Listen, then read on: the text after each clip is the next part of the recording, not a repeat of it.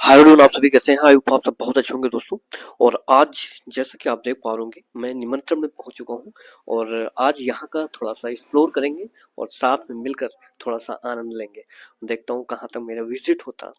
बाकी मैं यहाँ पे ये जो आप हमारे सामने थार है और बाकी यहाँ का कुछ कैप्चर करने का प्रयास कर रहा हूँ।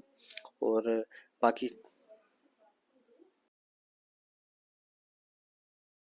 और आगे चलता हूँ और वहाँ पे और भी सारी चीज़ें देखने का प्रयास करूँगा।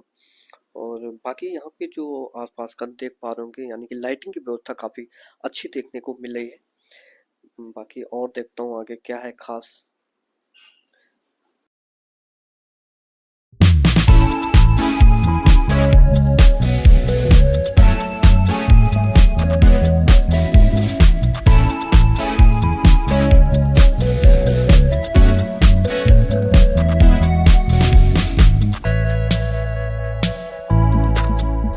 बाकी यहाँ पे फाउंटेन आपको काफ़ी अच्छा देखने को मिल रहा होगा और भी सारी चीज़ें यहाँ से देखो, फूल भी अच्छे हैं और यहाँ पे कुछ